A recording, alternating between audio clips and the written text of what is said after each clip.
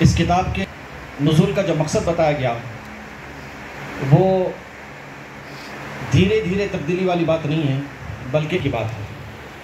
کتاب انزلناہ الیک لتخرج الناس من الظلمات الی النور، کہ اے نبی محترم صلی اللہ علیہ وسلم، یہ کتاب نازل کی گئی آپ پر تاکہ آپ لوگوں کو اندھیروں سے اجالے کی طرف لائیں۔ تو یہ کتاب جو ہمارے ہاتھوں میں ہے یہ ہم کو اندھیروں سے نکال کر اجالے میں لاتی ہے۔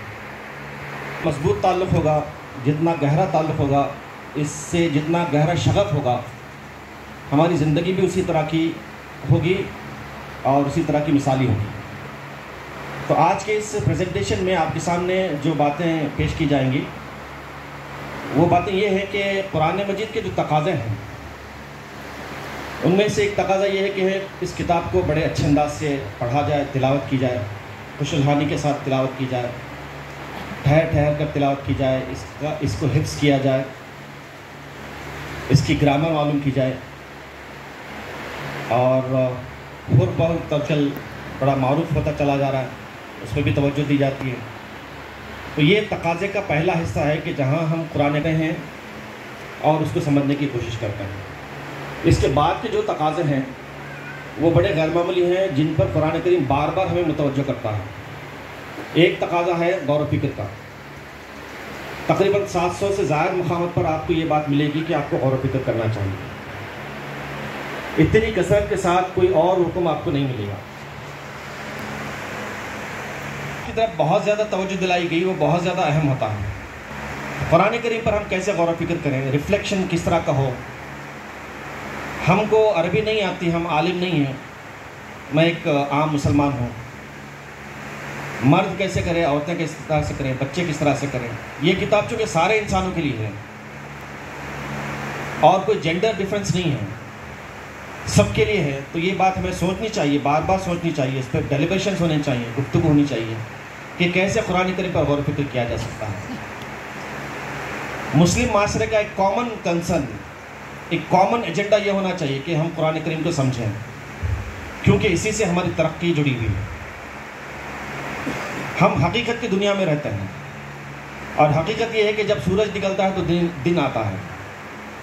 دن آنے کے لیے کوئی اور چیز ہم کو نہیں چاہیے، کوئی اور اس کے لیے نشانی نہیں چاہیے، بس یہ کہ سورج نکل جائے دن آ جاتا ہے، یہ حقیقت ہے۔ بالکل اسی طرح سے یہ بھی حقیقت ہے کہ اللہ تبارک و تعالیٰ ملت اسلامیہ کو جو ترقی دے گا، عروج نصیب فرمائے گا، وہ اس کتاب کے ذریعے سے۔ ان اللہ تعالیٰ یرفع بہذا القرآن اقواما، رسول اکرم علیہ الصلوۃ والسلام فرماتے ہیں کہ اللہ تعالیٰ اس کتاب کے ذریعے سے قوموں کو ترقی عطا فرماتا ہے، عروج نصیب فرماتا ہے۔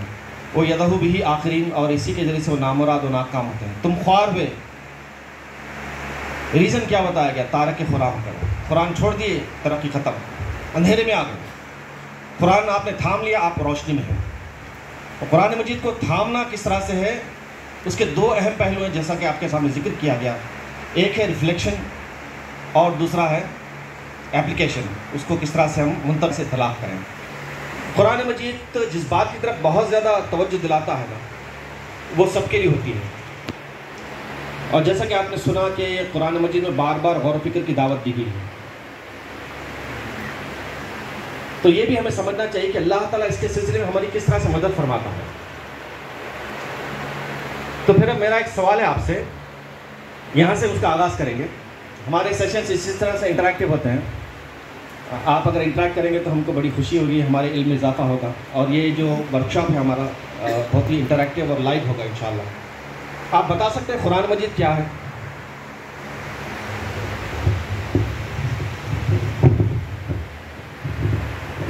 میں نیچے نہیں آ رہا، آپ کو اوپر اٹھانا چاہ رہا ہوں۔ قرآن مجید کیا ہے؟ کتاب ہدایت ہے۔ جی بتائیے۔ ایسا ہونا چاہیے کہ سب کے لیے وہ قابل قبول ہو۔ انسان کے سامنے بھی اگر آپ کو رکھیں بات تو بولے کہ ہاں یہ صحیح بات ہے۔ کتاب ہدایت آپ بولتے ہیں تو دوسرے بول سکتے ہیں۔ ہم بولتے تھے کہ وے آف لائف ہے ہمارا مذہب، اب دوسرے بھی بولتے ہیں وے آف لائف۔ تو کلیم ہے، وہ سب کے لیے ہے، سب کو حق ہے، لیکن جب ہم کلیم کریں گے تو دلائل کے ساتھ کریں گے۔ تو پہلی بات ہم یہ سمجھیں گے انشاءاللہ تعارف ایسے کریں گے، ایسا کرائیں گے کہ ہر ایک کے لیے یہ قابل قبول ہو، کوئی بھی ہو۔ چلیے بتائیے قرآن کریم کیا ہے؟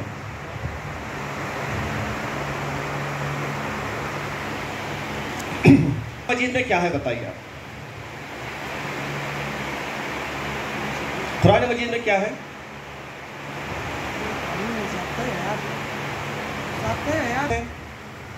اور ٹھیک ہے، قانون ہے، نظام حیات ہے، وہ صحیح بات ہے، لیکن ہمارا یہ سوال ہے کہ قرآن مجید میں کیا ہے؟ آپ کے پرس میں کیا ہے؟ جو ہے وہ بتائیے۔ قرآن کریم میں کیا ہے؟ آیات ہیں، آیت کی جمع آیات۔ 114 جو صورتیں ہیں، ان صورتوں میں کچھ آیتیں ہیں منتخب، ہے نا؟ قرآن کریم میں کیا ہے؟ اگر آپ سے سوال کیا جائے تو آپ بتائیں گے کہ قرآن کریم میں آیات ہیں، رائٹ؟ آیت کے معنی کیا؟ نشانی۔ آیت کے معنی کیا؟ نشانی۔ نشانی نشانی کیا کرتی ہے؟ کسی چیز کی طرف دلالت کرتی ہے، کسی چیز کی طرف آپ کو رہنمائی کرتی ہے۔ ہم یہاں سے جا رہے ہیں، اورنگ آباد جا رہے ہیں، بامبے جا رہے ہیں، سائن بورڈ جو لگے ہوتے ہیں ہم کو بتاتے ہیں کہ ہماری منزل ابھی کتنی دور ہے، تو سائن جو ہے وہ آپ کی منزل کی طرف لیڈ کرتی ہے۔ تو یہ جو آیات ہیں وہ کس کی طرف لیڈ کریں گی؟ خالق۔ بالکل بات واضح ہے، جس کی آیات ہے اسی کی طرف لیڈ کرے گی۔ کس کی آیت ہے یہ؟ خالق، اللہ کی آیت ہے۔ تو جب آپ قرآن پڑھیں گے تو کس سے قریب ہوں گے؟ اللہ سے قریب ہوں گے۔ قرآن کریم کی تلاوت کیا ہے؟ اللہ سے کلام ہے، آپ اللہ سے کلام کر رہے ہیں، آپ کو اللہ تعالیٰ شرف دے رہا ہے۔ تو قرآن کریم میں جو آیات ہیں، آیات، ہر آیت آپ کو لیڈ کرتی ہے اللہ کی طرف، حق کی طرف، سچائی کی طرف۔ اب اللہ تبارک تعالیٰ نے کیا کیا؟ ان آیات کو پھیلا دیا۔ تو آیات آپ کو کہاں کہاں ملتے ہیں؟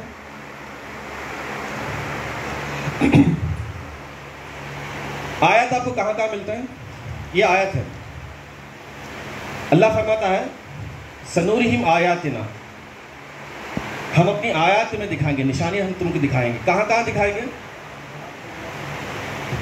فی الآفاق، اللہ تعالیٰ کیا کہہ رہا ہے کہ ہم اپنی نشانیاں دکھائیں گے۔ کہاں دکھائیں گے؟ آفاق میں دکھائیں گے، یعنی آپ کی بیرون کی دنیا، یا کہ پوری بیرون کی دنیا کیا ہے؟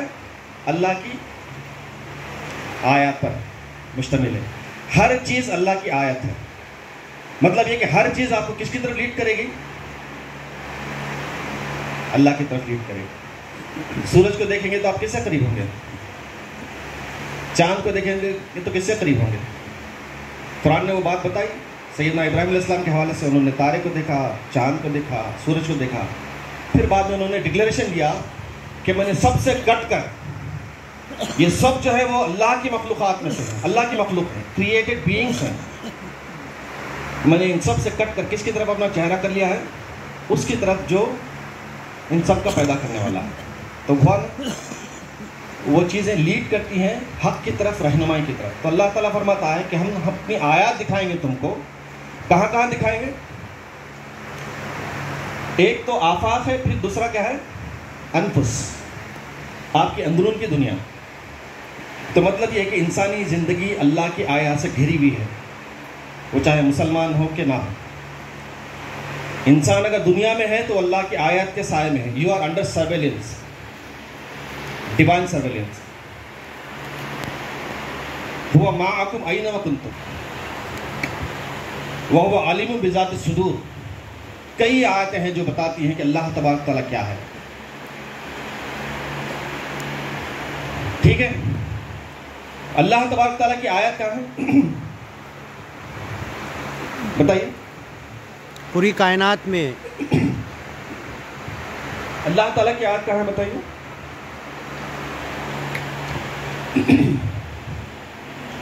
اللہ تعالیٰ کی آیات کہاں ہیں؟ قرآن مجید میں ہے، آفاق میں ہے اور انفس میں ہے۔ کلیئر؟ سر سید احمد خان علیہ رحمہ کی طرف یہ بات منسوب کی جاتی ہے، انہوں نے بہت ہی اچھا ڈیفینیشن اس کا دیا۔ انہوں نے کیا کہا کہ قرآن کریم اللہ تعالیٰ کا قول ہے اور یہ پوری کائنات اللہ تعالیٰ کا عمل ہے.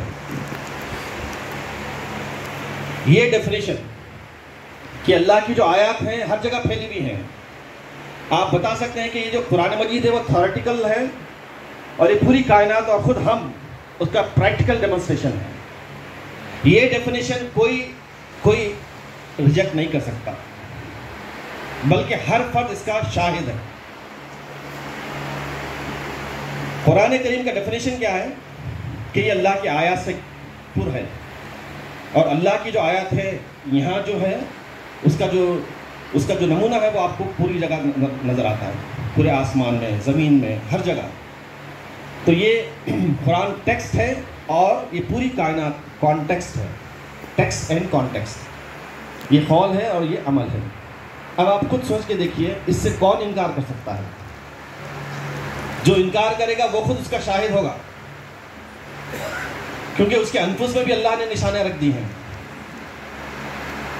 اس کے انفس میں بھی اللہ نے نشانیاں رکھ دی. اس کا دل جو دھڑکتا ہے, اس کی سانسیں جو چلتی ہیں, یعنی اللہ نے کہا کہ تم میری نعمتوں کا شمار کرنا چاہو, میجر کرنا چاہو تو کیا ہوگا؟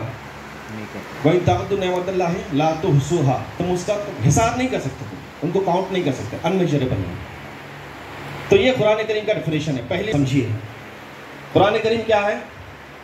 اللہ کا قول ہے اور یہ پوری کائنات کیا ہے؟ اللہ تعالیٰ کا عمل ہے.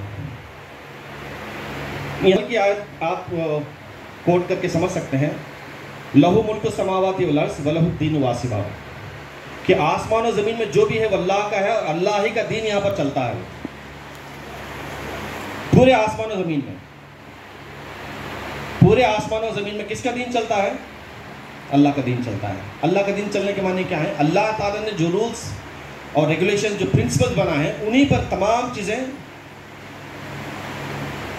ڈیپینڈ کرتی ہیں, انہی کے مطابق وہ اپنے فنکشنز کرتے ہیں, ہے نا. وَسَخَّرَ الشَّمْسَ وَالْقَمَرَ كُلٌّ يَجْرِي لِأَجَلٍ مُّسَمًّى, کہ اپنے سورج کو, چاند کو اپنے کنٹرول میں رکھا ہے کہ وہ ایک حساب سے چلتے چلے جا رہے ہیں. ان کا کوئی زور نہیں ہے, وہ تابع ہیں کس کے؟ اپنے خالق کے. کتنا اچھا اس کا ڈیفینیشن ہے, دیکھیے آپ قرآن کریم اس کا ذکر فرماتا ہے. تو کتاب ہدایت سے مراد یہ ہے کہ اس کے دو حصے ہیں. ایک حصہ یہ ہے کہ پوری کائنات خود ہمارا انفس اس کا اظہار کرتا ہے. دوسرا حصہ یہ کہ انسان اس کا ڈپکشن کرے, اس کو پورٹری کرے, اس کو ریفلیکٹ کرے. اب اللہ تعالیٰ جب یہ کہتا ہے کہ اقیم الصلاۃ, جنگل یہ سورج چاند ستارے نہیں کریں گے, یہ کس کو کرنا ہوگا؟ انسان کو کرنا ہوگا. عدل و انصاف کون قائم کریں گے؟ معاشرے کو مثالی کون بنائیں گے؟ حج کون جائیں گے؟ زکوٰۃ کون دیں گے؟ وہ لوگ دیں گے جو اس پر ایمان رکھتے ہیں. تو بس یہی دو چیزیں ہیں قرآن کریم میں. ایک ہے اور دوسری وہ چیزیں جن پر کہ آپ کو عمل کرنا ہے. اقیم الصلاۃ جب اللہ تعالیٰ کہتا ہے تو نماز قائم کرنا چاہیے. وآتوا الزکوٰۃ جب کہتا ہے تو زکوٰۃ دینا چاہیے. قولوا للناس حسنا کہتا ہے تو ہمیں لوگوں سے اچھی بات کرنی چاہیے. ولا یغتب بعضکم بعضا جب کہتا ہے تو ہمیں ایک دوسرے کی غیبت سے بچنا چاہیے. تو بس یہی قرآن مجید ہے. تو قرآن مجید پر عمل آپ کے ریفلیکشن سے تعلق رکھتا ہے. جتنا زیادہ آپ غور و فکر کریں گے عمل کا اتنا ہی جذبہ آپ کے اندر پیدا ہوگا. یہ خاص بات. اسی لیے اللہ تعالیٰ نے پوری کائنات بنائی آپ کی آنکھوں کے لیے, آپ کی آنکھوں کے لیے. الم نجعل لہ عینین, یہ جو آیت ہے نا, کیوں اللہ تعالیٰ کہہ رہا ہے؟ کیا ہم نے انسان کو دو آنکھیں نہیں دی؟ آپ سوچ کے دیکھیے یہ کیوں کہہ رہا اللہ تعالیٰ. مان لیجئے کہ انسان کے پاس کوئی حق نہیں پہنچایا, کسی ریموٹ ایریا میں تھا, وہ کوئی نہیں گیا اس کے پاس, اب اس کا انتقال ہو گیا, وہ اللہ کے پاس پہنچا. اللہ نے پوچھا اس سے کہ تو نے مجھے کیوں نہیں پہچانا؟ وہ بولے گا کہ مجھے نہیں معلوم تو کون ہے. جب اللہ تعالیٰ سے یہ کہے گا الم نجعل لہ عینین, اس کا کیا جواب دے گا وہ؟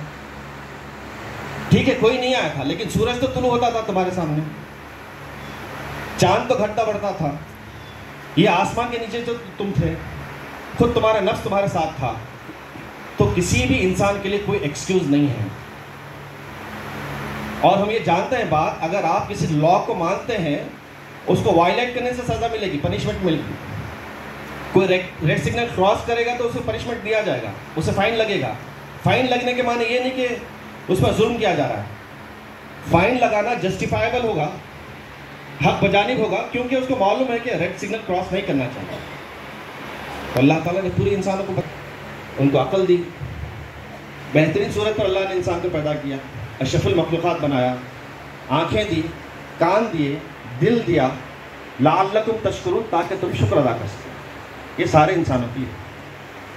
تو کتنی غیر معمولی باتیں ہیں جو قرآن کریم بیان کرتا ہے. جب آپ قرآن کریم کو لیتے ہیں تو معلوم ہوتا ہے کہ آپ پورے قرآن سے گھرے ہوئے ہیں. کوئی بھی معاملہ ہو، کوئی بھی آپ کا قدم ہو، کہیں بھی آپ کا جانا ہو، قرآن ہی کے تحت ہے. اگر ایسا ہمارا اپنا تعلق ہو قرآن کریم سے تو غور و فکر ہمارا ایک معمول بنتا ہے، اور ہم نئی نئی چیزیں سیکھتے ہیں، سمجھتے ہیں، اور ایک نئے اپروچ کے ساتھ اللہ تعالیٰ کی بندگی میں لگ جاتے ہیں. بس یہی اصل بات ہے جس کی طرف آپ کو توجہ دلانی تھی. تو جیسا کہ کہا گیا کہ جو قرآن کہتا ہے وہی انسان کرے، جو حکم وہ دیتا ہے وہ حکم انسان کو ماننا چاہیے، کیونکہ اس سے بڑی بڑی چیزیں جو ہیں خود دنیا میں اور پوری کائنات میں اللہ کا حکم مانتی ہیں. سورج جو ہے دیکھنے کو آپ کو اتنا نظر آتا ہے، لیکن اس کے اندر 13 لاکھ زمینیں آ سکتی ہیں، 1.3 ملین ارتھ اس کے اندر آ سکتی ہیں. کتنا بڑا سورج ہے. سالار جنگ میوزیم میں جو لوگ جاتے ہیں نا، وہ دیکھتے ہیں کون سی چیز وہ پتلا اندر سے آ کے بیل مارتا ہے. 12 جب بستے ہیں تو بہت لوگ جمع ہو جاتے ہیں. کتنی بڑی بات ہے یہ، بہت بڑی بات ہے نا انسانوں کی. لیکن اس سے کہیں بڑی بات، کئی گنا بڑی بات یہ ہے کہ سورج اپنے وقت پر نکلتا ہے. 13 لاکھ زمینیں جس میں آتی ہیں، اتنا بڑا سورج ہے جو وقت پر نکلتا ہے. معجزہ ہو گیا نا. ہر دن اللہ تعالیٰ کے معجزات انسانوں کے سامنے ہیں. اگر اس کے باوجود بھی انسان اللہ کو نہ پہچانے، اس سے بڑا نادان کوئی اور نہیں. قرآن کریم یہی ہم کو متوجہ کرتا ہے، اسی طرف متوجہ کرتا ہے. بھی آپ دیکھو کیسے دیکھیں گے، کیسے سمجھیں گے، اس پر انشاءاللہ ہم کچھ باتیں پریکٹیکلی آپ کے سامنے رکھتے ہیں. آگے بڑھنے سے پہلے قرآن کریم کی فضیلت پر تھوڑی سی ہم گفتگو کریں تاکہ ہمارا ذہن اس کے لیے آمادہ ہو، اس کاز کے لیے جس کا آپ کے سامنے ذکر کیا تھا. قرآن کریم کی فضیلت کیا ہے، پڑھنے سے کیا ہوتا ہے، معلوم نہ آپ. پہلی بات تو یہ ہے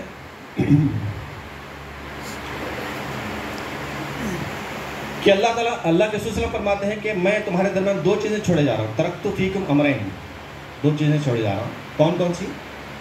قرآن مجید اور سنت رسول صلی اللہ علیہ وسلم. ان کو اگر ہم تھامے رہیں گے تو ہم صحیح راستے پر رہیں گے. اگر صحیح راستے پر نہیں ہے تو مطلب یہ کہ ہم نے نہیں تھاما ہے. اگر ہمارے درمیان اتحاد نہیں ہے تو ہم نے نہیں تھاما ہے. ہماری زندگی کا کوئی مقصد نہیں ہے تو ہم نے نہیں تھاما ہے. لایانی باتوں میں یا کاموں میں وقت گزر رہا ہے تو مطلب یہ کہ ہم نے صحیح پروسیس کو نہیں سمجھا ہے. صحیح ہے تو یہ کہ آپ کا تعلق صحیح ہے قرآن و سنت سے. صحیح نہیں ہے تو مطلب یہ کہ تعلق صحیح نہیں ہے. سیدھی بات. تو اس کی اتنی غیر معمولی فضیلت ہے کہ کوئی پیغمبر اب دنیا میں آنے والا نہیں ہے، لیکن یہ کتاب ایسی ہے جو آپ کو رہنمائی دے گی. شرط یہ ہے کہ آپ اس کو تھامے رہیں. فتمسک بہما کے معنی یہ ہے کہ آپ ان کو دانتوں کے ساتھ پکڑ لیں، مضبوطی کے ساتھ. کبھی بھی کسی بھی مرحلے میں اس سے تعلق کمزور نہیں ہونا چاہیے.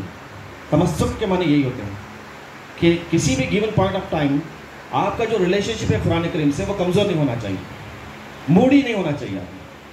یہ تمام باتیں اس میں آتی ہیں. پھر ایک فضیلت یہ ہے کہ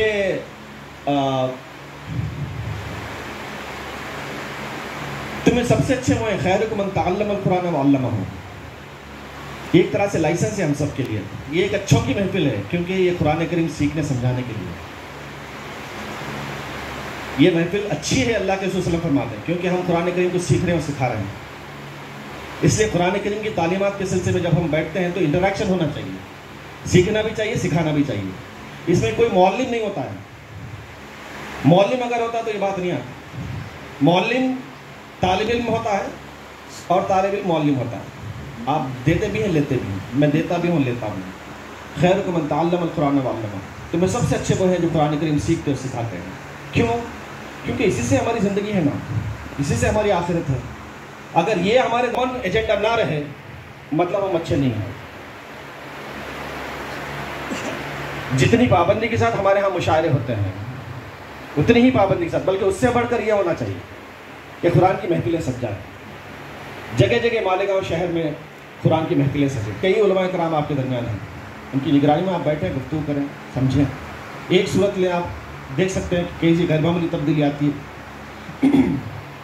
جیسا کہ حدیث بتائی گئی آپ کو کہ اللہ تعالیٰ نے یہ بات لکھ دی ہے کہ آپ کی اگر ترقی ہوگی تو اس کتاب کی وجہ سے، ناکامی ہوگی تو اس کتاب کی وجہ سے.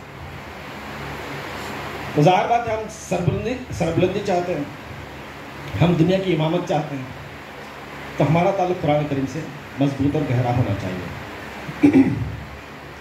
ایک اور اہم بات جو آپ سمجھ سکتے ہیں وہ یہ ہے کہ قرآن کریم جو ہدایت دیتی ہے نا، رہنمائی دیتی ہے نا، اس میں سب سے پہلے وہ آپ کو اپنا بناتی ہے. یہ ایک بہت خاص پہلو جو قرآن کریم بیان کرتا ہے. یہ آپ کی کتاب ہے، جو پڑھے گا یہ کتاب اس کی ہو جائے گی. یہ جو آیت ہے نا، لقد انزلنا الیکم کتابا فیہ ذکرکم افلا تعقلون، کیا تم عقل سے کام نہیں لیتے؟ یہ جو انٹلیکٹ اللہ نے دیا ہے، کیا تم اس کا استعمال نہیں کرتے؟ کیا یہ تم نہیں جانتے کہ یہ جو کتاب ہے وہ تمہارے لیے ہے؟ تو جو پڑھے گا یہ کتاب اس کی ہو جائے گی. آپ پڑھیں گے تو آپ کی، میں پڑھوں گا تو میری. تو جب آپ یہ سمجھتے ہیں کہ کتاب آپ کی ہے تو آپ اپنے مسائل اس میں ڈھونڈتے ہیں. آپ کا اس کتاب سے جو تعلق ہے وہ واضح ہو جائے کہ بھئی یہ آپ کی ہے، تو آپ کی ایک پرسنل قرآن مجید بھی ہوتی ہے. پرسنل بلانگنگس ہوتے ہیں نا، اس کے بغیر ہم باہر نہیں نکلتے. اسی طرح سے قرآن بھی ہماری ایک پرسنل بلانگنگ ہو جاتی ہے کہ یہ میری کتاب ہے. عربوں کو آپ دیکھ سکتے ہیں جو اعلیٰ فکر اور اعلیٰ مقصد رکھتے ہیں، وہ قرآن مجید اپنی جیبوں میں رکھتے ہیں. جہاں بھی موقع ملے وہ قرآن پڑھتے ہیں. اتنی کثرت سے پڑھتے ہیں کہ آپ کو حیرت ہوتی ہے کہ کیوں ایسا طرح سے پڑھتے ہیں. بس میں بیٹھے نکالے پڑھے، آفس میں بیٹھے نکالے پڑھے، کوئی کام نہیں. قرآن کریم سے تعلق جو ہوتا ہے نا، وہ اس کے سلسلے میں جو فہم ہے اس پر بہت زیادہ ڈپینڈ ہوتا ہے. تو فہم یہ دیا گیا کہ یہ کتاب آپ کی ہے. اللہ کے رسول صلی اللہ علیہ وسلم نے فرمایا، ہم دعوت میں جاتے نا، دعوت میں جاتے ہیں تو دعوت سب کی ہے، دسترخوان بھی سب کا ہے، لیکن میرا بھی ہے، اس میں میرا بھی حصہ ہے. میں ایسا نہیں کرتا کہ میں دعوت میں جا رہا ہوں سب کھا رہے میں خاموش رہ جاؤں.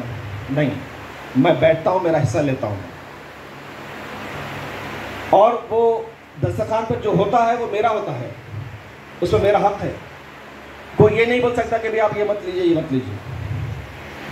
اللہ کے رسول صلی اللہ علیہ وسلم نے بھی قرآن کریم کی یہی مثال دی کہ ان ھذا القرآن مہدوبۃ اللہ. جان رکھو یہ کتاب قرآن مجید اللہ کا دسترخوان ہے. بولتی کس کا دسترخوان ہے؟ اللہ کا دسترخوان ہے. فاقبلوا مہدوبۃ ما استطعتم، تمہاری جتنی استطاعت ہے، جتنی بھوک اور پیاس سے آگے بڑھو اور اس سے استفادہ کرو. تو جب آپ بیٹھے قرآن کریم کے سامنے کچھ لے کر اٹھے. آپ ایسا کون سا دسترخوان ہے جس کے سامنے ہم بیٹھ کے بھوکے اٹھتے ہیں؟ بتائیے. لیکن قرآن کریم ایسا ہے کہ جس کے سامنے بیٹھتے ہیں بھوکے اٹھ جاتے ہیں، پیاسے اٹھ جاتے ہیں. تو آپ اپنا شیئر لیں، آپ اپنا حصہ لیں. اور لینے کے معنی یہ ہے کہ جب آپ قرآن پڑھیں تو وہ آپ کی فکر کا، آپ کے مزاج کا حصہ بن جائے، عمل خود بخود ہو جاتا ہے. قرآن کریم جب آپ پڑھیں، لینے کے معنی یہ ہے کہ اس کے حساب سے آپ کی فکر بنے. علامہ اقبال کے بارے میں بتایا جاتا نا کہ ان کی فکر قرآن کی فکر ہے، ادب سے دلچسپی رکھنے والے ہیں. مجھے ایسا لگا کہ قرآن کریم کی ایک آیت ہے، اس آیت کے فہم نے علامہ اقبال کو وہ شعر کہنے پر مجبور کیا، ایسا لگتا ہے مجھے. کیا تھی آیت؟ وہ سورۃ الانعام کی ہے، بڑی طویل آیت ہے. آیت کا حصہ یہ ہے، وما تسقط من ورقۃ الا یعلمها. درخت سے گرنے والا کوئی پتا ایسا نہیں جس کا اللہ تعالیٰ کو علم نہ ہو. درخت سے پتا گرا، پورے پتے گر گئے، پتھر ہے، کس کی طرف سے ہے؟ اللہ کی طرف سے. پتا نہیں گرا، بہار ہے، کس کی طرف سے ہے؟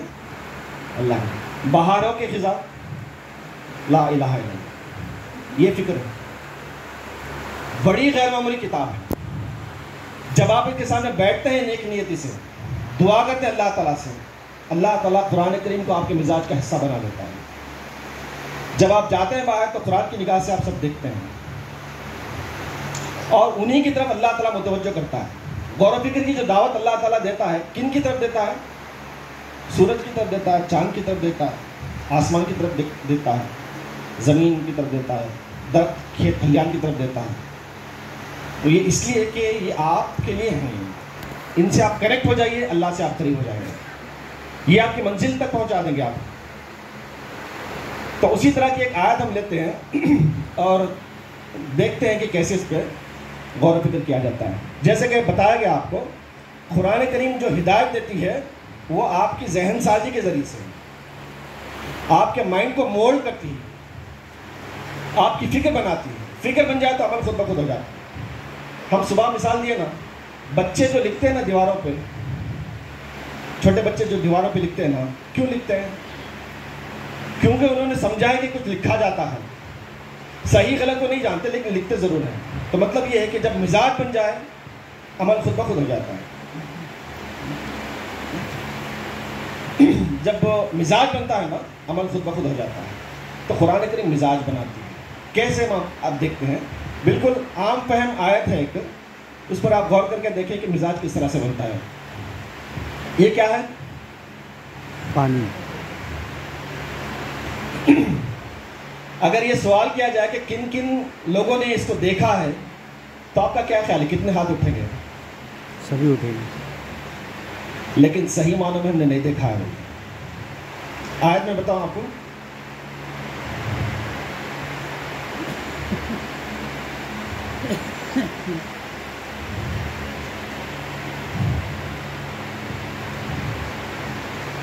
کیا آیت ہے؟ افرأیتم الماء الذی تشربون, وہ پانی جو تم پیتے ہو کبھی تم نے آنکھ کھول کر دیکھا ہے؟ کیا خیال ہے آپ؟ دیکھا ہے آپ نے؟ جی بتائیے, دیکھا ہے تو کیا آپ نے سمجھا؟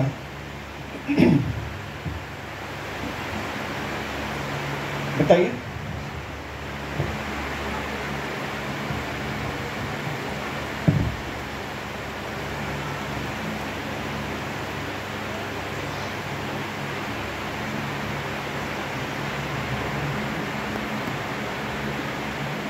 مطلب اللہ تعالیٰ پر واٹر سائیکل کی طرف اشارہ کر رہا ہے. اگر آپ دیکھیں صحیح معنوں میں, یقین مانیے آپ معاشرے کے لیے مفید بنیں گے. اگر آپ اس کو دیکھیں, بات تو گھر کی ہے نا, ایک انڈور ایکٹیویٹی ہے, باہر سڑکوں پہ تو ہم پانی نہیں پیتے, انڈور ایکٹیویٹی ہے. لیکن اگر آپ اس کو قرآن کی نگاہ سے دیکھیں, یقین مانیے آپ معاشرے کے لیے مفید بنیں گے. اور بھی بہت ساری برکتیں آپ کو ملیں گی. بتائیے آپ کیا سمجھتے ہیں جب آپ دیکھتے ہیں اس کو؟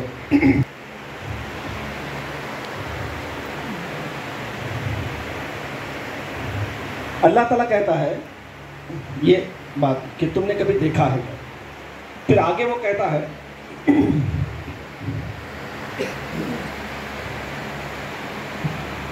آگے کیا کہتا ہے وہ, أَأَنْتُمْ أَنزَلْتُمُوهُ مِنَ الْمُزْنِ أَمْ نَحْنُ الْمُنزِلُونَ. قرآن کریم کا ایک اعجاز ایک یہ بھی ہے کہ یہ آپ کو جو ہے نا باندھ کے رکھتا ہے اور آپ اس کے ساتھ ٹریول کرتے ہیں, سفر کرتے ہیں. تلاوت ایک سفر ہے, غور و فکر ایک سفر ہے. آپ نے اس آیت پہ غور کیا, اللہ کہتا ہے کہ کیا تم نے کبھی نہیں دیکھا؟ آپ نے فوری غور کیا تو اس کے فوری بعد آپ اس پر پہنچتے ہیں جہاں اللہ تعالیٰ کیا کہتا ہے کہ تم نے اس کو نازل کیا کہ ہم نے نازل کیا. تو یہاں پہنچنے کے بعد خاری کا ایک ذہن بنتا ہے. پہلی آیت پر غور کرنے سے خاری کا ایک ذہن بنتا ہے, دوسری آیت پر پہنچنے کے بعد خاری کا ایک ذہن بنتا ہے, پھر تیسری آیت پر جب وہ پہنچتا ہے تو اس کو معلوم ہوتا ہے کہ اللہ تعالیٰ کیا بیان فرما رہا ہے. اب دیکھیے اللہ تعالیٰ کس طرح سے ہم کو گائیڈ کرتا ہے, اس کے رہنمائی کرنے کا انداز کیسا ہے. یہ دو آیتیں ہیں آپ کے سامنے, ان دو آیتوں میں کوئی فرق آپ کو نظر آ رہا؟ پہلی جو آیت ہے نا, الم تر ان اللہ انزل من السماء ماء, اللہ وہ ہے بے شک جس نے آسمان سے بارش برسایا. دوسری آیت کیا ہے؟ انتم انزلتموہ من المزن ام نحن المنزلون، کیا تم نے اس کو بادلوں سے برسایا کہ ہم نے اس کو برسایا ہے؟ دونوں میں فرق کیا ہے؟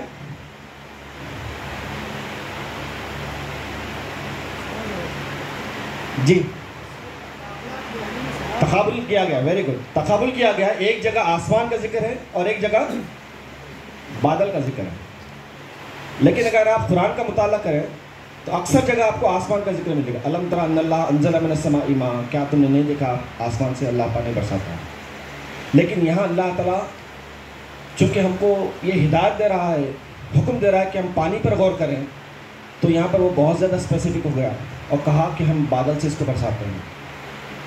دیکھیے یہ دو الفاظ کا فرق ہے آیتوں میں. ہم یہ کب کہتے ہیں؟ ہم کب کہتے ہیں کہ پیسے جھاڑ پہ نہیں لگے ہوئے؟ کب کہتے ہیں؟ بار بار بولتے ہیں کہ کبھی کبھی بولتے ہیں؟ کوئی خاص موقع ہوتا ہے کب بولتے ہیں؟ جب مطالبہ زیادہ ہوتا ہے. جب کسی کو اس کی اہمیت بتانا ہے تو بولتے ہیں کیا؟ جھاڑ پہ لگے ہیں کیا؟ ہر وقت تو نہیں بولتے. تو قرآن مجید میں بھی اللہ تعالیٰ جو انداز اختیار فرمایا ہے ہم سے مخاطب ہونے کا، وہ بھی خاص ہے. جب ہم کو وہ متوجہ کرنا چاہ رہا تو اس نے کہا کہ انتم انزلتموہ من المزن، کیا تم نے بادل سے برسایا. جب ایک عام بات تھی جو نشانیوں پر غور کرنے کا ذکر ہو رہا تھا تو کہا کہ کیا تم نہیں دیکھتے آسمان سے اللہ پانی برساتا ہے. تو یہ جو سائنس ہے نا، سائنس آف ریننگ، اگر آپ اپنے بچوں کے ذریعے سے اس کا مطالعہ کریں، سمجھیں، تو معلوم ہوتا ہے کہ اللہ تعالیٰ جو ہے نا پانی کیسے برساتا ہے. اس میں کچھ فرق نظر آ رہا آپ کو اس تصویر میں؟ اس میں آسمان کون سا ہے، بادل کون سا ہے؟ کیا دونوں ایک ہی ہیں؟ یہ جو آسمانی شیڈ دکھ رہا ہے نا آپ کو، وہ آسمان ہے، السماء. لیکن یہ جو آپ کو ڈارک شیڈ دکھ رہے ہیں نا، وہ کیا ہے؟ المزن. چونکہ اللہ تعالیٰ اس آیت میں ہم کو اہمیت بتا رہا ہے کہ پانی کیا ہے دیکھو تم، تو اللہ تعالیٰ نے بالکل اسپیسیفکلی بتایا کہ پانی جو برستا ہے آسمان سے نہیں بلکہ بادل سے. یہ بادل ہوں تو بارش آتا ہے ورنہ نہیں آتا. سعودی عرب میں آپ دیکھیں بارش کم ہوتا ہے نا تو وہاں پر ایسے بادل نہیں ہوتے ہیں، صرف آسمان ہوتا ہے. جہاں بادل ہوں گے وہیں بارش برسے گا. اس لیے کلاؤڈ سیڈنگ جو ہے نا، آرٹیفیشل ریننگ، کلاؤڈ سیڈنگ، اسے کلاؤڈ سیڈنگ بولتے ہیں. ان کے اندر پانی بھرا جاتا ہے آرٹیفیشل طریقے سے، وہ پانی برستا ہے. لیکن وہ تجربہ بھی بہت زیادہ کامیاب نہیں ہو سکا ہے. تو اللہ تعالیٰ یہ بتاتا ہے کہ جس دنیا میں تم رہتے ہو نا، وہاں ہر کام ہمارے حکم سے ہوتا ہے. کتنا بڑا فرق ہے نا. اللہ فرماتا ہے کہ کیا تم اس کو بادل سے نازل کرتے ہو کہ ہم نازل کرتے ہیں. بادل بنانے کا معاملہ جو ہے وہ بڑا غیر معمولی ہے. کیسے بادل بنتے ہیں، پانی کیسے زمین سے اوپر چلا جاتا ہے، کیسے سائیکل بنتی ہے، کیسے ہوا اس میں معاون ہوتی ہے. ہمارے 9th-10th کے بچے آپ کو سمجھا سکتے ہیں، کبھی لے کے آپ بیٹھے ہو. ریننگ کس طرح سے ہوتی ہے، بارش کس طرح سے ہوتی ہے، آپ اپنے بچوں سے سمجھ سکتے ہیں. تو یہ بارش برسنے کا جو منظر ہے وہ یہ ہے کہ اس طرح سے پانی زمین سے ایواپریٹ ہوتا ہے، آسمان کی طرف جاتا ہے، وہاں کنڈنس ہوتا ہے، اور اللہ تعالیٰ اس کو ایک خاص ترکیب سے بوندوں میں تبدیل کرتا ہے. وہ بوندوں کی جو سائز ہوتی ہے وہ بھی بالکل نارمل ہوتی ہے. بڑی ہو گئی تو ہم پر بڑا مار لگے گا. اس میں کسی بھی شخص کا، کسی بھی فرد کا دخل نہیں ہے. یہ سب اللہ تعالیٰ کرتا ہے. اگر آپ سائنس کے حوالے سے سمجھنا چاہیں تو بہت زیادہ باتیں آپ کو نہیں معلوم ہیں، وہاں جا کر وہ بھی رک جاتے ہیں. ان نون فینومینا، نہیں معلوم ایسا ہو جاتا ہے، ہو جاتا ہے ایسا. بوندیں کیوں اتنی ہی بنتی ہیں، بڑی کیوں نہیں ہوتی؟ اللہ تعالیٰ کی طرف سے. تو اللہ تعالیٰ فرماتا ہے کہ یہ جو پانی برس رہا ہے آسمان سے وہ ہماری طرف سے ہے، ہماری خاص حکمت کے تحت برستا ہے. اور یہ مزن جو ہے، بادل، یہ ہم لاتے ہیں. هو الذی یرسل الریاح بشرا بین یدی رحمتہ. اللہ فرماتا ہے کہ ہم رحمت کی ہواؤں کو بشارت کے ساتھ بھیجتے ہیں. وہ ہوائیں جو ہے بادل بناتی ہیں. کتنا غیر معمولی ذکر ہے نا, کتنا انٹرسٹنگ ہے. جب آپ ڈوب جاتے ہیں نا اس میں تو معلوم ہوتا ہے کہ اس کی گہرائی کیا ہے.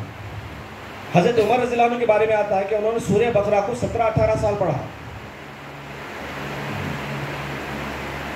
جب ہم اس طرح سے غور کرتے ہیں, ہم جیسے کم علم والے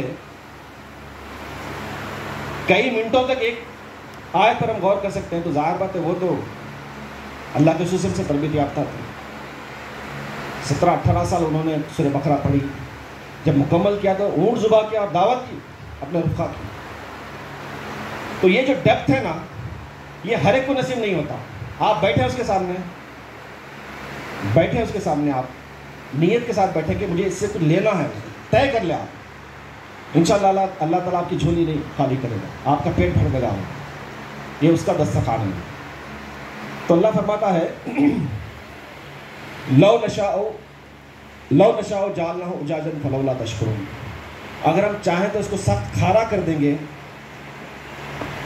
تو پھر تم کیا نہیں کرتے ہو, شکر ادا کیوں نہیں کرتے. تو مطلب یہ ہوا کہ اللہ تعالیٰ یہ جو سب بیان فرما رہا ہے, یہ ایکسپیکٹ کرتا ہے کہ ہم اس کا شکر ادا کریں, اس کا شکر ادا کریں. شکر کیوں ادا کرنا چاہیے؟ یہ بات کہ اللہ تعالیٰ نے پانی کو کھارا نہیں بنایا. شکر کیوں ادا کرنا چاہیے کہ اللہ تعالیٰ نے پانی کو مزن سے, بادل سے برسایا. ہمارے ہاتھ میں نہیں ہے, نہ ہم بادل بنا سکتے ہیں, نہ کسی ٹیکنالوجی کے ذریعے سے پانی کو اوپر لے جا سکتے ہیں. سب اللہ تعالیٰ کرتا ہے, اللہ کی یہ کائنات میں ہو جاتا ہے. لو نشاء جعلناہ اجاجا فلولا تشکرون. ٹھیک, اب آپ دیکھیے یہ ٹیکنیک آپ استعمال کر سکتے ہیں غور و فکر کے لیے. اتنا ہو گیا نا, آپ نے غور و فکر کیا ان 3 آیتوں پر اور معلوم ہے کہ اللہ تعالیٰ کیا ارشاد فرما رہا ہے. اب آپ ایک ٹیکنیک استعمال کریں. ٹیکنیک یہ ہے کہ آپ قرآن کی بات کو سامنے رکھتے ہوئے کچھ سوال بنائیں. قرآن کی بات کو سامنے رکھتے ہوئے کچھ سوال, کچھ نہیں, ایک سوال بنائیں. یہ آتے ہیں ہے نا, یہ آتے ہیں. ان آیتوں کی روشنی میں ایک سوال بنائیے. آپ کا اپنا سوال ہونا چاہیے. تو آپ اگر وہ سوال بنائیں, اس سوال کے جواب سے آپ قرآن کریم کی مزید گہرائی میں جا سکتے ہیں. بتا سکتے ہیں کوئی سوال؟ اللہ فرماتا ہے کہ اگر ہم اس کو سخت کھارا کر دیں گے تو کیا ہوگا, تم شکر ادا کیوں نہیں کرتے. تو آپ کا یہ سوال ہو سکتا ہے اگر پانی میٹھا نہ ہوتا تو کیا ہوتا, ہے نا. یہ بھی ہمارا ایک طریقہ ہے. ہم بچوں کو بتاتے ہیں کہ اگر ماں باپ نہیں ہوتے تو کیا ہوتا تمہارا. تو میں بڑے خوش قسمت ہیں, ہم ہیں, لیکن ہمارے ساتھ ایسا تھا کہ ہمارے ابا نہیں تھے, ہمارے امی نہیں تھے. تو کسی چیز کی غیر موجودگی سے احساس دلایا جاتا ہے کہ وہ کیا ہے. یہ انسانی نفسیات ہے. تو اللہ تعالیٰ جب یہ کہتا ہے کہ میٹھا پانی ہماری طرف سے ہے, تو آپ غور کر کے بتائیے کہ اگر پانی میٹھا نہ ہوتا تو کیا ہوتا. بتائیے. ایک سوال تو قرآن میں ہی ہے, قل ان اصبح ماؤکم غورا. جی,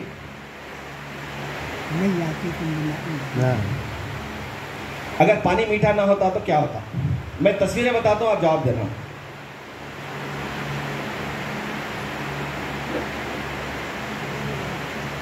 اگر پانی میٹھا نہ ہوتا تو کیا ہمارا کھانا بنتا؟ خواتین جواب دینا چاہیے. نہیں بنتا, کھانا صحیح نہیں بنتا. نمک نہیں ڈالنا پڑتا نا. پینے سے, بورویل کا پانی پینے سے کیا ہوتا؟ پیاس بجھتی ہے آپ کی؟ نہیں بجھتی. ایک گھونٹی سے ہی میٹھا پانی آپ کی پیاس بجھا دیتا. بورویل کا پانی کھارا چاہے کتنا ہی ٹھنڈا کیوں نہ ہو, وہ آپ کی پیاس نہیں بجھا سکتا. تو پیاس نہیں بجھتی اگر پانی میٹھا نہ ہوتا.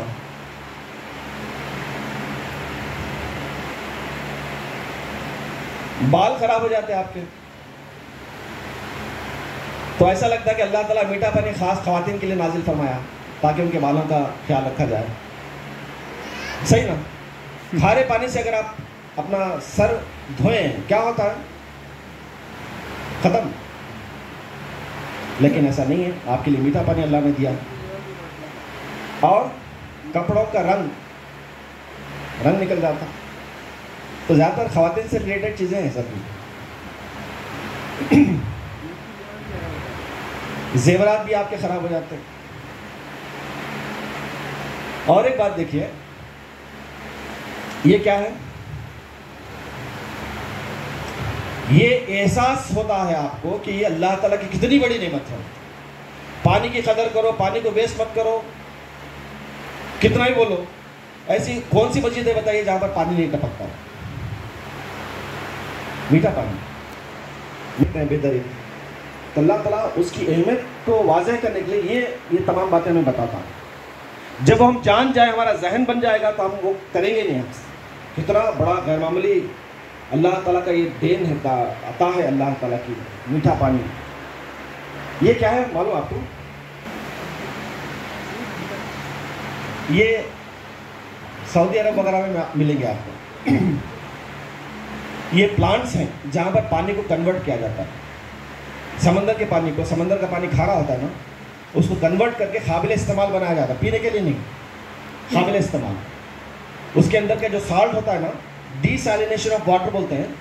واٹر کے اندر جو سالٹ کنٹینٹ ہوتا ہے نا، اس کو نکال دیتے ہیں ٹیکنالوجی کے ذریعے سے. یہ وہ ٹیکنالوجی ہے. آپ کو معلوم ہے اس پر کتنا پیسہ خرچ ہوتا ہے؟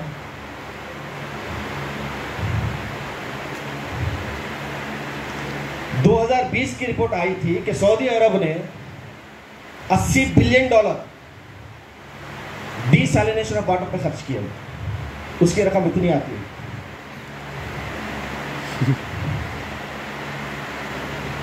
پینے کے لیے نہیں ہے، استعمال کے لیے، قابل استعمال بنانے کے لیے سعودی عرب نے ایک سال میں $80 بلین خرچ کی. اگر اللہ تعالیٰ ہمارے ہاں بھی ایسا کرتا تو آدھی تنخواہ ہماری مہینے کی اس میں چلی جاتی. لیکن نہیں کیا اللہ تعالیٰ. اللہ تعالیٰ نے ہمارے لیے میٹھا پانی دیا. ہم یہاں رہتے ہیں، ہمارے پاس ماشاءاللہ بارشیں وغیرہ ہوتی ہیں، ہم کو احساس نہیں ہوتا. لیکن اگر آپ ان کنٹریز کا جائزہ لیں جہاں بارش کم ہوتی ہے تو اندازہ ہوگا آپ کو. خود ہمارے ملک کو آپ دیکھ سکتے ہیں، راجستھان وغیرہ، راجستھان گجرات کے کچھ علاقے جہاں پر پانی بہت کم برستا ہے، وہاں پر آپ کبھی موقع ملے تو آپ دیکھیں، نیٹ پر اویلیبل ہیں کہ کتنی تکلیف ہوتی ہے پانی لانے کے لیے. لیکن اللہ تبارک تعالیٰ نے اس تکلیف سے ہم کو بچایا. کتنی بڑی نعمتیں ہیں اس کے ساتھ، اسے لگ کر.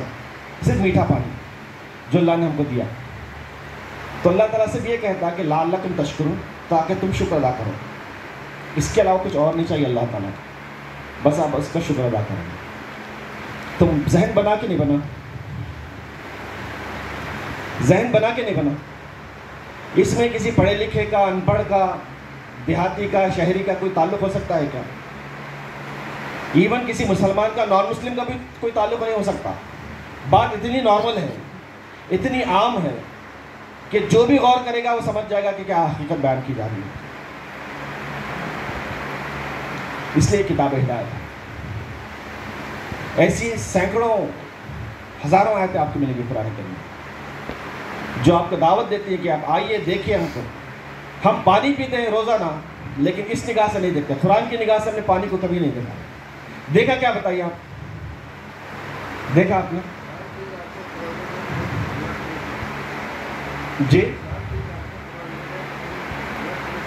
جی بالکل بالکل. وہ بھی بہت سی چیزیں ہیں، آپ اس میں ایڈ کر سکتے ہیں. بی بی وغیرہ ہے تو ظاہر بات ہے آپ نمک کا استعمال نہیں کر سکتے، وہ پانی آپ کے لیے بہت نقصان دہ ہوتا ہے. صحیح بات ہے. کیا وہ ذہن بنا کہ نہیں بنا؟ قرآن کریم کے اس انداز سے آپ کس طرح سے یہ کریں گے؟ آپ اس کو کس طرح سے ایکسپلین کریں گے؟ کتنا عام تو اہم انداز ہے اللہ تعالیٰ کا.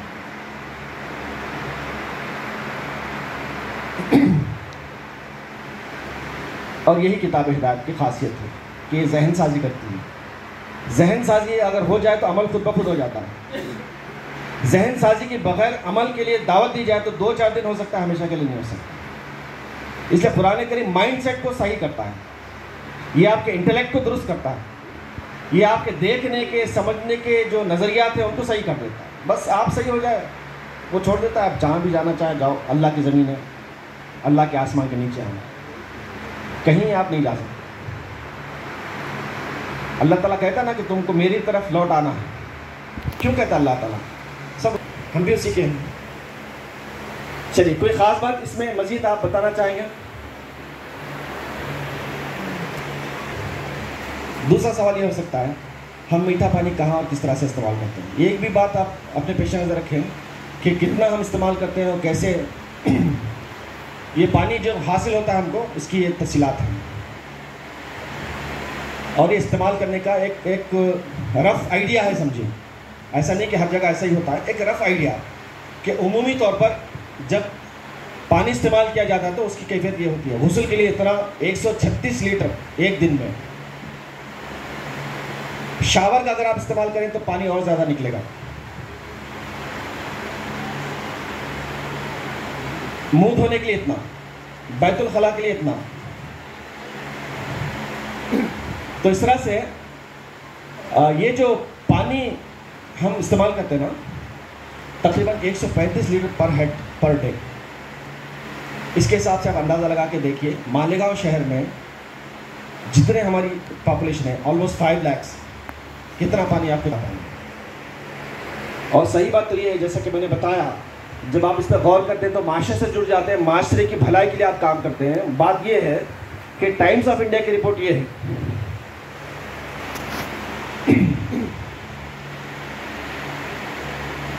ٹائمز آف انڈیا کی رپورٹ یہ ہے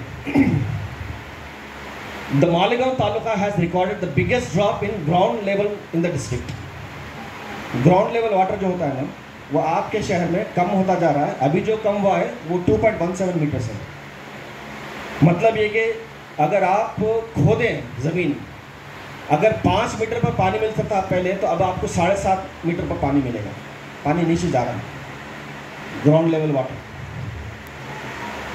اگر آپ پانی کے سلسلے میں قرآن کریم کا مطالعہ کریں تو ایک بات یہ بھی آتی ہے کہ اللہ تعالیٰ آسمان سے پانی برساتا ہے اور ان کو انڈر گراؤنڈ واٹر میں تبدیل کر دیتا ہے. وہ زمین کے نیچے ذخیرہ بن جاتے ہیں. کئی جگہ اس کا ذکر ملتا ہے. وہ آیتیں یہاں پر ہیں سلائڈس میں آپ دیکھ سکتے ہیں الگ سے. تو اگر یہ انڈر گراؤنڈ واٹر کم ہو رہا ہے تو اس میں ہمارا دخل کیا ہے, اس پر ہمیں غور کرنا چاہیے. یہ جو ہمارے طریقے ہیں جینے کے, زندگی گزارنے کے, کلائمیٹ چینج ہوتا جا رہا ہے, اس کی وجہ سے پانی بھی ختم ہوتا جا رہا ہے. یہ تقریباً ہر جگہ کا ہے. گراؤنڈ لیول واٹر جو ہے نا 2 سے 5 میٹر تک اندر چلا گیا ہے. ہر سال 2 سے 5 میٹر اندر جا رہا ہے. اگر توجہ نہیں دیں گے تو اور نیچے جائے گا. تو بھی آپ مل بیٹھیں گے, جب آپ قرآن کریم پر غور کریں گے نا تو قرآن کریم آپ کو انسانوں کی خدمت کے لیے تیار کرے گا. آپ اٹھیں گے مالیگاؤں شہر کو ہریالی میں تبدیل کر دیں گے, ہرا بھرا بنا دیں گے. گراؤنڈ لیول واٹر کو اچھا بنانے کے لیے 2 کام سجیسٹ کیے جاتے ہیں. ایک تو یہ کہ آپ رین ہارویسٹنگ کریں, بارش کے پانی کو آپ کلیکٹ کریں. کلیکٹ کرنے کا کوئی طریقہ آپ بتائیں, ملت میں بیداری لائیں. اس موضوع پہ ہمارے خطبات جمعہ ہونے چاہیے. اور پلانٹیشن بڑے پیمانے پر ہونا چاہیے. اگر یہ آپ 2 کام کریں تو انشاءاللہ شہر میں پانی کی کمی نہیں ہوگی. ورنہ آپ جانتے ہیں گرما شروع ہو گیا پانی کا مسئلہ آ جاتا ہے. تو ایک آیت پر جب آپ غور کرتے ہیں تو وہ آیت آپ کو صحیح کرتی ہے, آپ کے گھر کو صحیح کرتی ہے اور آپ کے معاشرے کو صحیح کرتی ہے. اس لیے کتاب سارے انسانوں کے لیے کتابی ہدایت ہے. صحیح ہے. اس سے کسی کو اختلاف نہیں ہو سکتا. اور ہمارے درمیان اختلاف اس لیے کہ ہم نے اس کو نہیں سمجھایا ہے. سمجھ جائیں گے جب ہمارا کام یہ ہو کہ مالیگاؤں شہر کو ہمیں پانی کا ایک شہر بنانا ہے تو میں کیوں اختلاف کروں گا آپ سے, بتائیے. جو بھی آئے گا میرے لیے عزیز ہوگا, جو بھی آئے گا میرے لیے عزیز ہوگا. جب مالیگاؤں شہر کی تعمیر اور ترقی ہمارے پیش نظر نہیں ہے تو پھر میں کون اور آپ کون. تو قرآن کریم پہ غور و فکر ایسا ہونا چاہیے کہ جس سے آپ کی فکر بدلے, مزاج بدلے, عمل کا جذبہ پیدا ہو. اللہ نے اس کے بارے میں کہا کہ لعلکم تشکرون, تاکہ تم شکر ادا کر سکو. فلولا تشکرون, تم کیوں شکر ادا نہیں کرتے؟ تو میں سمجھتا ہوں کہ اس آیت سے آپ نے سمجھ لیا ہوگا کہ قرآن کریم کیسے ہدایت دیتا ہے اور ریفلیکشن کی, غور و فکر کی کتنی غیر معمولی اہمیت ہے. آپ اگر اس آیت پر, آج کل وہ نکلا نا میٹا اے آئی, موبائل میں اسمارٹ فون میں نے ایک مرتبہ اس آیت کے سلسلے میں اس کو سوال کیا، کیا اس آیت پر، اس چھوٹی سی آیت پر میں 1,00,000 صفحات لکھ سکتا ہوں کیا؟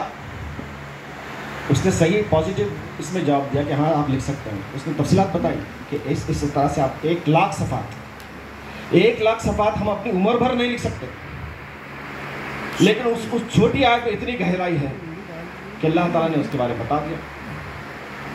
وہ کتاب ہمارے درمیان ہے. ہمارا جو ارتقاء ہے نا، علمی ارتقاء، فکری ارتقاء اس کتاب سے جڑا ہوا ہے. اگر ہم یہ طے کر لیں کہ پانی کے سلسلے میں مالیگاؤں شہر پر اس طرح سے توجہ دیں گے، اس سے متعلق جو لٹریچر ہوگا اس کا مطالعہ ہم کریں گے، اس سے متعلق جو NGOs ہیں جو کام کر رہے ہیں ان کے ساتھ ہم تعاون کریں گے، کتنا کام کی گنجائشیں پیدا ہو سکتی ہے آپ دیکھیے. بس یہی بات تھی جس کی طرف آپ کو متوجہ کرنا تھا.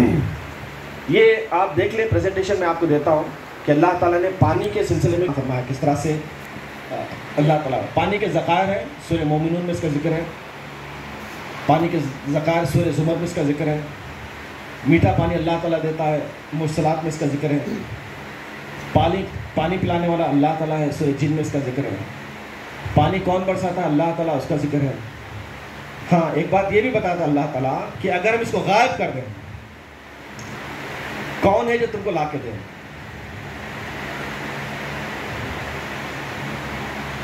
فَمَن يَأْتِكُم بِمَاءٍ مَّعِينٍ. اگر اللہ تعالیٰ غائب کر دے پانی کو زمین کے نیچے سے، آپ کیسے لائیں گے بتائیے؟ یہ تمام آیتیں جو ہیں کس کے لیے ہیں بتائیے؟ ہمارے لیے. کتاب ہدایت میں اللہ نے پانی کا ذکر کیا اتنی کثرت کے ساتھ تاکہ ہم جان جائیں کہ اللہ تعالیٰ کیا ارشاد فرما رہا ہے، کیا حکم دے رہا ہے، کیسا ڈیولپمنٹ ہمارا چاہتا ہے. بات واضح ہوگی؟ کوئی سوال وغیرہ ہے تو کر سکتے ہیں. اگر مزید وقت ہے تو ہم ایک اور آیت کو لے کے آگے بڑھ سکتے ہیں، ورنہ ہم دعا کریں گے انشاءاللہ. کیا فرماتے ہیں؟ ہے وقت چلیے. پانی کے بعد ہم کھانے کا ذکر کریں گے انشاءاللہ، تاکہ بہت زیادہ ہم کنیکٹڈ ہیں، کیونکہ کھانا پانی جو ہے وہ ہمارا ڈیلی روٹین ہوتا ہے. چلیے یہ بھی ایک سوال ہے. کیا ہے؟ فَلْيَنْظُرِ الْإِنسَانُ إِلَىٰ طَعَامِهِ. انسان اپنے کس کی طرف دیکھیں؟ آپ ظاہر بات ہے آپ دیکھ کے ہی کھاتے ہیں نا، لیکن یہ آیت میں حکم کیا دیا جا رہا ہے؟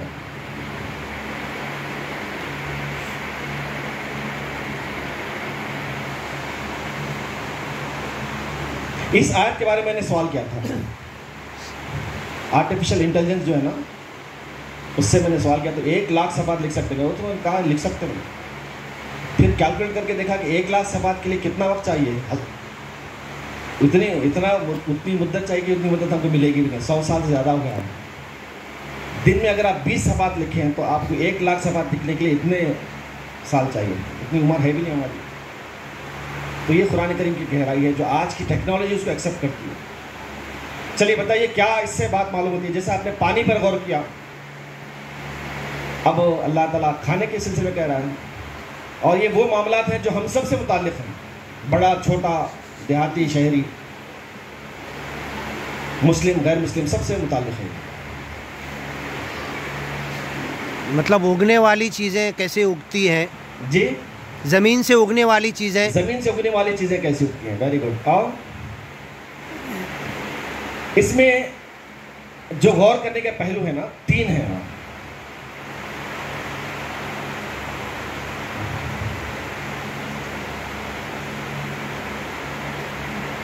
پہلے یعنی پلیٹ میں جو ہمارے کھانا آیا نا، وہ ایسا ڈائریکٹ تھوڑی آیا. اس کے پہلے کے کچھ مراحل ہیں. وہ پہلے کیا، پھر دوران آپ نے جو بنایا وہ بنا کیسے بنا، پھر بننے کے بعد آپ نے کھا لیا تو وہ کیسے ہضم ہوا، وہ کیسے انرجی بنا. بعض مفسرین نے اس سلسلے میں کہا کہ جو فضلہ بنتا ہے نا اور جو خارج ہوتا ہے نا، وہ اصل اس سے مراد ہے. بہت بڑی بات ہے. کانسٹیپیشن ہو جائے، کتنا بھی بڑا دولت مند کیوں نہ، بیکار ہو جاتا ہے بیچارہ. بڑی سے بڑی نعمت اس کے لیے کچھ بھی معنی نہیں رکھتا. تو کیسے آتا ہے آپ باہر؟ جو اچھا ہے، جو انرجی بنتا ہے، وہ اندر کیسے ریٹین ہو جاتا ہے. یہ تینوں پہلو اس میں آتے ہیں، پہلے، دوران اور بعد میں. دوران یہ کہ آپ جو کھانا بناتے ہیں کیوں ہمیشہ نمک برابر ہوتا ہے، زیادہ کیوں نہیں ہوتا، بال ہمیشہ کیوں نہیں گرتے اس پہ، داغ کیوں نہیں لگتا، بہت سی پاسبلٹیز ہیں نا. جب آپ بناتے ہیں نا کبھی کبھی خراب بھی ہو جاتا ہے لیکن ہمیشہ خراب نہیں ہوتا. کون ہے جو آپ کی رہنمائی کرتا ہے؟ یہ تمام باتیں آپ سمجھ سکتے ہیں.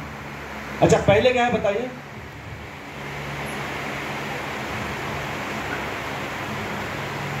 غذا کہاں حاصل غذا کیسے حاصل ہوتی ہے؟ زمین سے، سمندر سے، فضا میں، کیسے؟ زمین کے اوپر، زمین کے نیچے. جی اللہ کے حکم سے تو صحیح بات ہے لیکن کیسے؟ اسی آیت کے آگے پورا اللہ نے بیان کیا ہے. پورا میکینزم ہے نا اس کا. ہاں پانی سے، زمین سے، اور ویری گڈ ماشاء اللہ. پانی، زمین، اور ایک کچھ بتا رہے ہیں کسان. اچھا اچھا ماشاء اللہ. شکار بول رہے ہیں. ہاں تو زمین کس نے بنائی؟ زمین. اور پانی کون برساتا ہے تو آپ جانتے ہیں ہے نا. یہ زمین جو ہے نا، یہ زمین جو اللہ تعالیٰ نے بنائی، اللہ تعالیٰ نے زمین جو بنائی زرخیز بنائی، بنجر بھی ہے موجود تاکہ آپ فرق کر سکیں کہ بنجر بھی ہو سکتی ہے. زرخیز زمین اللہ تعالیٰ کی طرف سے ہے. ایک حساب سے اللہ تعالیٰ پانی برساتا ہے. ایسا نہیں کہ کنٹرول تو نہیں ہے نا ہمارے پاس، کوئی ریموٹ کنٹرول تو نہیں پانی روک دینے کے لیے، لیکن ہر جگہ کھیت تو تباہ نہیں ہوتا. سوچ کے دیکھیے کتنا غیر معمولی اللہ تعالیٰ کا احسان ہے. جتنا چاہیے پانی اتنا ہی برستا ہے. آج تک ہم اپنے گھر کے اوپر کی ٹانکی کو کنٹرول نہیں کر سکے. پانی اوور فلو ہوتا ہے نا، کیا کر سکتے ہیں؟ کچھ بھی نہیں کر سکتے. ہمارے گھر کے اوپر جو لگی ٹانکی ہے اس کو ہم صحیح نہیں کر سکتے، اس پر ہمارا کنٹرول نہیں ہے. آسمان میں تو کوئی ہو ہی نہیں سکتا، لیکن اللہ تعالیٰ اپنے فضل سے ایک حساب سے پانی برساتا ہے. کتنا احسان ہے اس کا. جب ہونا چاہیے بارش اسی وقت ہوتی ہے. بعض فصلیں ایسی ہوتی ہیں کہ اگر بارش ہو جائے تو فصلیں خراب ہو جاتی ہیں، ایسا تو نہیں ہوتا نا. تو جتنا آپ غور کریں گے اللہ تعالیٰ کا احسان آپ پر اتنا واضح ہوگا. پھر اللہ تعالیٰ فرماتا ہے کہ زمین کے اندر کے دانے کو، بیج کو کون پھاڑتا ہے؟ وہ اللہ تعالیٰ. جیسا آپ بتائیں نا ان اللہ فالق الحب والنوا، یہ آپ نہیں کر سکتے. اگر آپ بیج کو توڑ کے ڈالیں کیا بھی نہیں ہو سکتا. اگر آپ فزیولوجی آف سیڈ پڑھیں، بیج کی دنیا کا اگر آپ مطالعہ کریں تو معلوم ہوگا کہ اللہ تعالیٰ نے بڑی صلاحیت رکھی ہے. ہزاروں صفحات پر مشتمل کتابیں آپ کو ملیں گی صرف بیج پر، فزیولوجی آف سیڈ پر. ایگریکلچر جو پڑھتے نا، ایگریکلچر اسٹڈی جو کرتے نا، ان سے آپ کبھی ڈسکس کر کے دیکھیے فزیولوجی آف سیڈ پر کتنی کتابیں موجود ہیں. انسان نہیں کر سکتا، اللہ تعالیٰ کرتا ہے. اللہ تعالیٰ نے زمین کو اس طرح سے بنایا کہ جب آپ دانا ڈالتے ہیں نا نیچے، وہ پھٹتا ہے اور وہ پھاڑنے والا اللہ تعالیٰ کی ذات ہے. ان اللہ فالق الحب والنوا، زمین کے اندر کے دانے کو، گٹلی کو، بیج کو پھاڑنے والا اللہ تعالیٰ ہے. آپ نہیں کر سکتے. کسان کا کام ہے، باغبان کا کام ہے بونا، بس اس نے بو دیا. لیکن اگانے والا کون؟ سورج کی روشنی، وہی ہوا چلاتا ہے. اور انسان کو صلاحیتیں ملی. کیسے معلوم ہے گنا کیسے اگایا جاتا ہے، سویابین کیسے اگایا جاتا ہے؟ آپ سوچ کے دیکھیے کہاں سے یہ شروع ہوا. اللہ نے تو آئیڈیا دیا نا.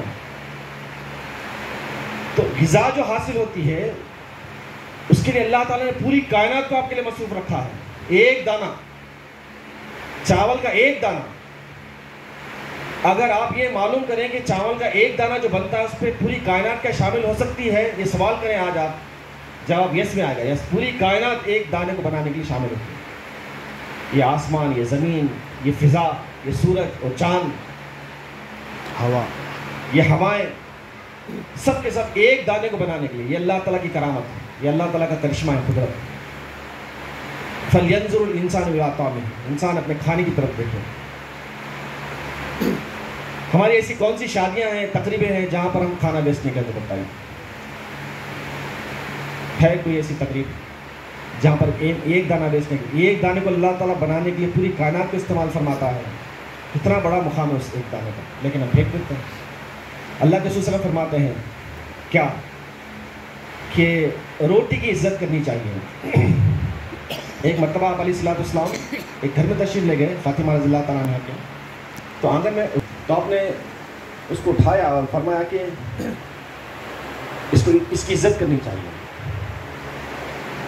تو صحابہ نے پوچھا کہ اس کی عزت کے معنی کیا ہے؟ بتائیے کیا عزت کے معنی؟ جو اللہ نے دیا ہے وہ بہت ہی غیر معمولی ہے، یہ مت نہیں ہے، اس کی عزت کرنی چاہیے۔ تو صحابہ نے پوچھا کہ اس کی عزت کے معنی کیا ہے، روٹی کی عزت کے معنی کیا ہے؟ کیا جواب ہو سکتا؟ ایسا کرنا تو نہیں ہو سکتا جی، اس کی قدر کرنے کے معنی کیا ہے؟ صحیح استعمال۔ تو آپ علیہ الصلوۃ والسلام فرماتے ہیں کہ روٹی کی عزت کے معنی یہ ہے کہ جب آپ بیٹھو دسترخوان پر، روٹی آ جائے، شوربے کا انتظار مت کرو، شروع ہو جانا چاہیے، چاول آ جائے شروع ہو جانا چاہیے۔ اب کوئی مہمان ایسا ہوتا تھوڑی ہے کہ آپ کو چاول کھلا کے بھیج دے یا روٹی کھلا کے بھیج دے، لائے گا نا وہ مزاج اور آپ کا مخاط۔ آپ دسترخوان کے لیے نہیں بنائے گئے، آپ میدان کے لیے بنائے گئے۔ اس لیے بتایا گیا کہ بھئی آپ دسترخوان پر جب بیٹھے روٹی آ جائے تو استعمال کرو، بس آپ ڈیمانڈ کرنے لگیں گے تو پھر پریشر یہاں پر پڑتا ہے۔ دسترخوان پر اگر ڈیمانڈ ہونے لگے پریشر کہاں پڑے گا؟ یہاں پڑے گا۔ اگر شادیوں کی بات ہے تو ہمارے اپنے دوسرے معاملات پر پڑے گا۔ تو بہرحال یہ تمام باتیں ہمیں سمجھ میں آتی ہیں جب ہم غور کرتے ہیں کہ اللہ تعالیٰ نے کیسے رزق کا انتظام فرمایا ہے، غذا حاصل ہونے سے پہلے کی جو مراحل ہے وہ کیا ہے، دوران غذا کیسے بنتی ہے، مطلب آپ کا کھانا کیسے بنتا ہے۔ کھانا تیار ہونا اللہ تعالیٰ کا فضل ہے۔ روٹین کام ہے، آپ گئے باورچی خانے میں بنا دیے، نہیں، ہر دن کا کھانا جو بنتا ہے وہ اللہ تعالیٰ کے فضل سے بنتا ہے۔ آپ کو باضابطہ اللہ تعالیٰ کا شکر ادا کرنا چاہیے کہ اللہ تیرے کرم سے میرا آج کا یہ کام ہوا۔ ایک وقت کا کھانا بنانے کا مطلب یہ نہیں کہ دن ختم ہو گیا، پھر دوپہر میں آپ کو جانا ہے، پھر شام میں آپ کو جانا ہے۔ اللہ تعالیٰ کی حفاظت فرماتا ہے آگ سے، حادثات سے، خراب ہونے سے۔ کھانا بنانے کے دوران کی جو پاسبلٹیز ہیں ایکسیڈنٹس کی کئی ہیں، فوڈ پوائزننگ بھی ہو سکتی ہے، آدمی مر جاتا ہے کھانے سے، جس کھانے سے غذا ملتی ہے اس کھانے سے مر بھی جاتا ہے آدمی، فوڈ پوائزننگ۔ لیکن ایسا نہیں ہوتا۔ کتنا بڑا احسان ہے اللہ تعالیٰ کا کہ اللہ فرماتا ہے کہ فَلْيَنْظُرِ الْإِنسَانُ إِلَىٰ طَعَامِهِ، انسان اپنے کھانے کی طرف دیکھے کیسے یہ پک کر تیار ہوا ہے۔ کچھ بھی خراب ہو سکتا ہے، نمک زیادہ ہو سکتا ہے نا، اور کیا ہو سکتا ہے، مرچ زیادہ پڑ سکتی ہے، اور داغ لگ سکتا، مکمل گل بھی نہیں سکتا، کبھی کبھی ایسا ہی رہ جاتا ہے۔ یہ پاسبلٹیز ہے لیکن اکثر ایسا نہیں ہوتا ہے۔ تو یہ اللہ تعالیٰ کا کرم ہے کہ اللہ تعالیٰ نے یہ جو غذا بنائی اپنے خاص فضل سے بنائی، اس کا خاص فضل ہے۔ ایک اور بات دیکھیے، ذہن سازی کی جو بات ہے نا وہ یہ ہے کہ اللہ تعالیٰ فرماتا ہے کہ جو تمہاری پلیٹس میں ہے نا وہ تیار جب ہوتا ہے وہ ہماری پوری کائنات اس کے لیے شامل ہوتی ہے۔ اس لیے رسول اکرم علیہ الصلوۃ والسلام نے ایک نصیحت میں فرمائی، تم یہ مت کہو کہ میں نے اگایا ہے، تم یہ مت کہو کہ میں نے اگایا ہے، بلکہ یہ کہو کہ میں نے بویا ہے۔ وَلَٰكِنْ قُلْ حَرَثْتُ، میں نے بویا ہے۔ وَلَٰكِنْ قُلْ زَرَعْتُ، یہ اگایا ہے۔ اگانے والا اللہ تعالیٰ ہے، بونے والے ہم ہیں، لیکن ہم روانی میں بول دیتے ہیں ہم نے یہ اگایا اپنے باغ میں۔ رسول اکرم صلی اللہ علیہ وسلم نے منع فرمایا کہ آپ اگانے والے نہیں، آپ بونے والے ہیں۔ وَلَٰكِنْ قُلْ حَرَثْتُ، بلکہ یہ کہو کہ میں نے بویا ہے۔ زراعت تو نہیں کہنا چاہیے کہ میں نے اگایا ہے۔ اگانے والا کون ہے؟ اللہ تعالیٰ کی ذات ہے۔ افرأیتم ما تحرثون، وہ جو تم بوتے ہو نا، کبھی تم نے دیکھا ہے؟ وہ جو تم بوتے ہو نا، افرأیتم تحرثون، وہ جو تم بوتے ہو کبھی تم نے دیکھا ہے؟ وہ پانی کے بعد اللہ اس کا ذکر کرتا ہے سورہ واقعہ کی آیتوں میں، افرأیتم ما تحرثون اانتم تزرعونہ ام نحن الزارعون، کیا تم نے اگایا ہے کہ ہم نے اگایا ہے؟ کیا تم نے اگایا ہے کہ ہم نے اگایا ہے؟ یہ اللہ تعالیٰ کا چیلنج ہے ایک طرح سے جو پیش کیا قرآن کریم کہ ہم اگانے والے نہیں بلکہ ہم بونے والے ہیں۔ صرف ہم بوتے ہیں، بیج کو پھاڑنے والا اللہ تعالیٰ ہے، ہوا کو بھیجنے والا اللہ تعالیٰ ہے۔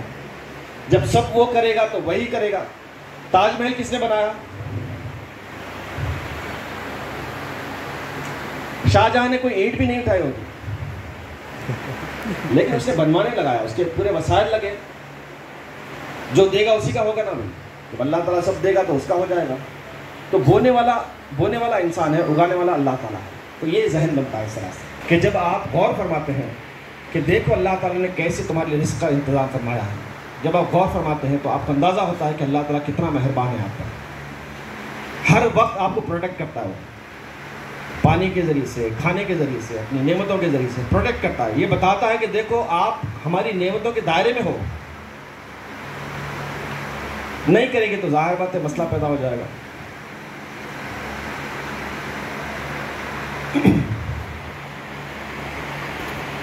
اب دیکھیں کھانے کی جو چیزیں ہیں نا بیسیکلی 3 ہیں، ویج، نان ویج اور فروٹس کھانے کے لیے. ایک طریقہ یہ ہوا آپ کا غور و فکر کا کہ یہ جو غذا بنی کیسے بنی، رائٹ؟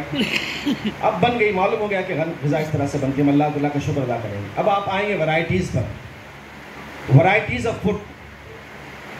کتنی ورائٹیز آف فوڈ ہے؟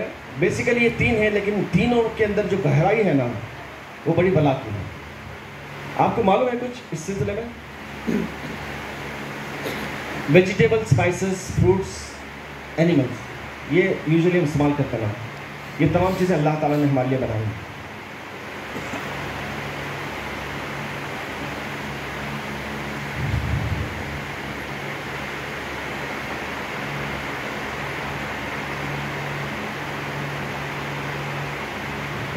تو یہ جو اللہ تعالیٰ کا میکینزم ہے نا، اگر آپ صرف اس بات پہ غور کریں، جو پھل آپ کھاتے ہیں اپنے گھر میں بیٹھ کر، اس پھل کے تیار ہونے میں کون کون سے امور، کون کون سی چیزیں، کون کون سے فیکٹرز کار فرما ہیں، اگر آپ یہ جانیں گے تو بس آپ کو اتنی آج کی جو نالج ہے نا اس کے حساب سے اتنی برانچز کی اسٹڈی کرنی پڑے گی سائنس کی. 40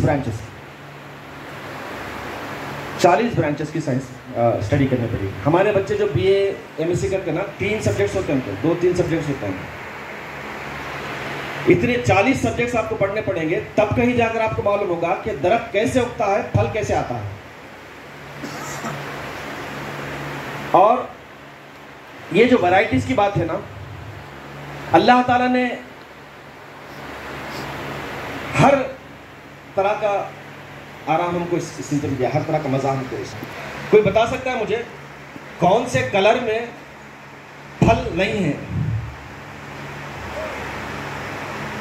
کون سے رنگ میں پھل نہیں ہے؟ جی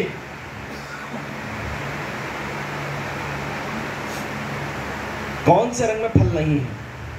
ہر رنگ میں ہے نا، ہر رنگ میں ہے. ایک بات تو یہ کہ اللہ تعالیٰ نے ہر رنگ میں پھل ہم کو دے دیا ہے. اب آپ ایک ایک پھل کو لے کے دیکھیں کہ ان کی قسمیں کتنی ہیں. سیب، باٹنیکل گارڈن ایک ریسرچ انسٹیٹیوٹ ہے یو کے میں، باٹنیکل گارڈن، انہوں نے ایک ریسرچ کی اور بتایا کہ سیب کی دنیا میں اتنی قسمیں ہیں کہ اگر آپ ایک سیب ایک دن کھائیں تو 25 سال لگیں گے پورے سیب کو کھانے کے. کھجور کی کتنی قسمیں ہیں، انار کی کتنی قسمیں ہیں. کیا دیا اللہ تعالیٰ نے، اس کی عطا کا حال دیکھیے. فَلْيَنْظُرِ الْإِنسَانُ إِلَىٰ طَعَامِهِ، انسان اپنے کھانے کی طرف دیکھے. تو جتنا آپ غور و فکر کریں گے اتنا آپ اللہ سے قریب ہوں گے، کیونکہ یہ آیت ہے، یہ نشانیاں ہیں. پھل کھاتے ہیں مزے سے، شکر بھی ادا کرنا چاہیے اللہ تعالیٰ کو کہ اس نے دیا. سنترا آپ دیکھتے ہیں نا، کتنا پیارا سنترا ہوتا ہے، کتنی خوشبو اس کے اندر ہوتی ہے، کتنی مٹھاس اس کے اندر ہوتی ہے. کس نے یہ سب چیزیں دی ہیں ہم کو؟ اللہ تعالیٰ نے دی ہیں. وَنُفَضِّلُ بَعْضَهَا عَلَىٰ بَعْضٍ فِي الْأُكْلِ، اللہ فرماتا ہے کہ ہم نے ایک پھل کو دوسرے پھل میں فضیلت دی مزے کے اعتبار سے. اگر ہم اس ہال کا سروے کریں، پوچھیں کہ بھئی آپ کو کون سا پھل پسند ہے، الگ پھل بتائیں گے آپ، تو آپ کی مزاج کا بھی اللہ تعالیٰ نے خیال رکھا ہے. بتایا کہ ایک پھل ہے، ہم نے بعض پھلوں میں فضیلت بتا دی مزے کے اعتبار سے. ایک ہی زمین ہے، ایسا نہیں کہ انار پیدا کرنے والی زمین الگ ہے، سیب پیدا کرنے والی زمین الگ ہے. ایک ہی زمین ہے. یسقیٰ بماء واحد، ان کو ایک ہی طرح کا پانی سیراب کرتا ہے، لیکن مزہ الگ ہوتا ہے، رنگ الگ ہوتا ہے، خوشبو الگ ہوتی ہے، مٹھاس الگ ہوتی ہے، کھٹاس الگ ہوتی ہے. سب ایک ہی زمین کا کرشمہ ہے. اللہ تعالیٰ فرماتا ہے کہ جیسے تم دیکھ رہے ہو نا ویرائٹیز آف فوڈ آپ کو ملتے ہیں، اللہ تعالیٰ ہر چیز پر قدرت رکھتا ہے، یہ بات معلوم ہے. جیسا یہ اگتا ہے نا اسی طرح سے تم بھی اگو گے. الٹیمیٹ اس کا جو لیسن ہے وہ یہی ہے. جیسے زمین سے تم فائدہ اٹھا رہے ہو, الگ الگ قسم کی غذائیں تم حاصل کر رہے ہو, یہ کرشمے جو زمین تم کو بتا رہی ہے وہ زمین یہ بھی بتائے گی تم کو کہ تم کو ایک دن اٹھنا ہے. کذالک تخرجون, اسی طرح سے تم کو اللہ تعالیٰ اٹھائے گا. کذالک النشور, تم اسی طرح سے وَإِلَيْهِ النُّشُورُ اللہ تعالیٰ کہتے ہیں تم کو ہماری طرف لوٹ آنا ہے. کذالک النشور بھی ہے نا. ہاں. تو یہ تمام چیزیں جو ہے اللہ تعالیٰ نے بیان تو کی ہے جو ہمارے عام معاملات سے متعلق ہیں, لیکن جب آپ غور کرتے ہیں نا تو اللہ سے قریب ہو جاتے ہیں. جو حقیقت اللہ تعالیٰ بیان فرماتا ہے نا اس سے قریب ہو جاتے ہیں.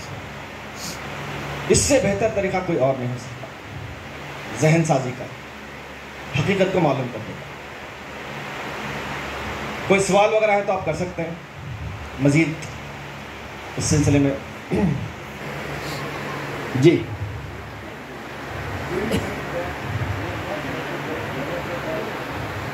جی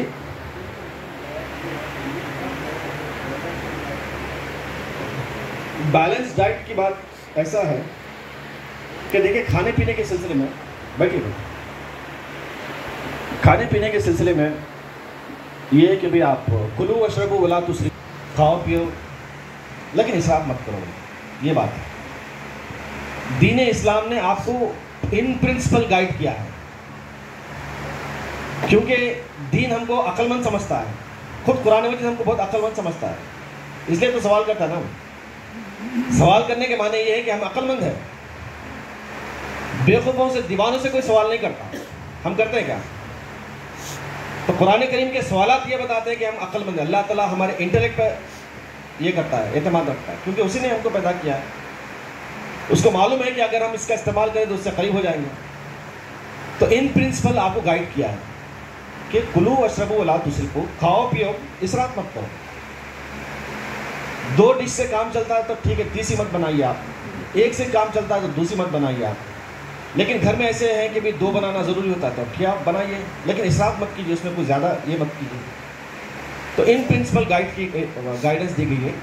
جتنا ہی کھانا اتنا ہی کھانا, کھانے کے بعد پانی نہیں پینا, بریک فاسٹ نہیں کرنا. یہ آج کل جو بنا ہے نا ایسا لگتا ہے کہ جینے کے لیے ہم دنیا میں آئے ہیں. اتنی باتیں ایسا لگتا ہے کہ ہم دنیا میں جینے کے لیے آئے ہیں. مرنے کے لیے تیار ہو جائیے, آپ جئیں گے. اگر مرنے کے لیے ہم تیار ہیں, اللہ سے ملاقات کے لیے تیار ہیں, تو ہمارا جینا شروع ہو جائے گا. مرنے سے اگر ڈریں گے تو زندگی گزارنے کے لیے جیئیں. اور آج کل یہی ہو رہا ہے. کتنا ہیلتھ کانشیسنس آ گیا بتائیے. ہماری خواتین کو بھی آپ جم بھیج دے رہے ہیں, ہے نا. ہماری خواتین بھی آپ جم جا رہے ہیں. کیا کیا نئے نئے پروڈکٹس آ گئے ہیں. ایسا کرو سلم ہو جائیں گے آپ, فلاں کرو. یہ بھائی اللہ جیسا رکھنا چاہے ویسے ہی رکھتا نا, ہمارا تھوڑی زور. جی